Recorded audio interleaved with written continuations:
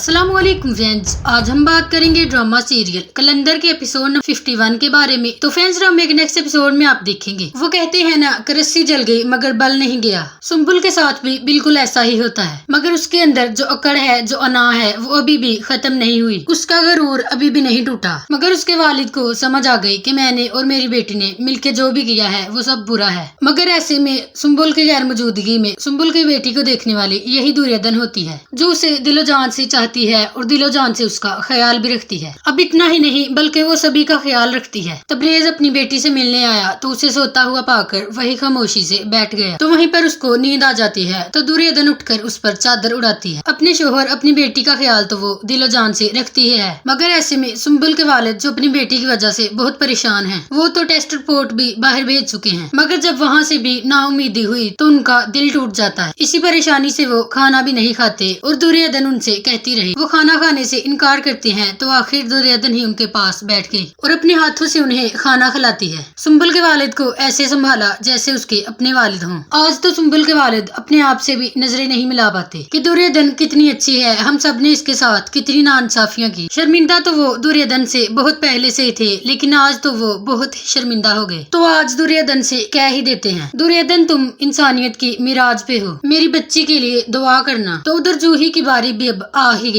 वो जो अपने हमसाये के साथ खुशगप्पियों में मसरूफ थी, उसका शोहर ऐन उसी वक्त उसके पास आ जाता है। ये देखते ही उसे रंगे हाथों पकड़ लेता है। जूही की तो हंसी ही गुल रह गई। तभी उसका शोहर कहता है, अब हंसो, अब क्यों हंसी बंद हो गई। खैर अब इस जूही की भी बोलती बहुत जल्द बंद हो जाएगी। जबकि दूसरी जानिब सुम्बुल अपने घर वापस लौट आई है। आते ही उसका वही मुंह बना होता है जो पहले बना होता था। अपने वालिद पर गुस्सा करती है कि आप मुझे यहाँ पर क्यों ले आए, मैं यहाँ पर नहीं रह सकती और ऐसे नहीं जी सकती। तो उसके वालिद तसल्ली देते हुए उसे अंदर ले ही आते हैं। अब जब सुम्बुल अपने कमरे में आ गई तो सुम्बुल के वालिद दुर्योधन के पास जाते हैं तो अपनी पोती लेते हैं। दुर्योधन रोते हुए उस बच्ची को उनके हवाले करती है और वो यहाँ पर ले आए और सुम्बुल को देते हैं। सुम्बुल तो अपनी बेटी को देख खिल उठी, लेकिन उसे ये नहीं पता था कि इसका ख्याल कौन रख रहा था। उसी वक्त कह ही देती है कि ये मेरी बेटी है और हमेशा मेरे पास ही रहेगी। उसके दिमाग में तो यही था कि इसका ख्याल नौकरानी रख रही थी, मगर उसके वालिद आज उसे साफ बता देते, इसे नीला नहीं दुर्योधन संभाल रही थी। दुर्योधन का नाम सुनते ही ये सुम्बुल आग बगोला हो जाती है। क्या मेरी बेटी उसके पास थी और मुझे ये बात बिल्कुल भी पसंद नहीं कि मेरी बेटी उसके पास रही और वो इस घर में कर क्या रही है। अब सुम्बुल के वालिद को ये बातें सुन के बहुत दुख होता है, क्योंकि वो जल्द न से ही देर से ही समझ गए। मगर अब वो अपनी बेटी को कैसे समझाएं कि जो कुछ वो कर रही है, वो कहती है, वो सब कुछ गलत है। अब ऐसे में सुम्बुल जिसे सहारे की जरूरत है,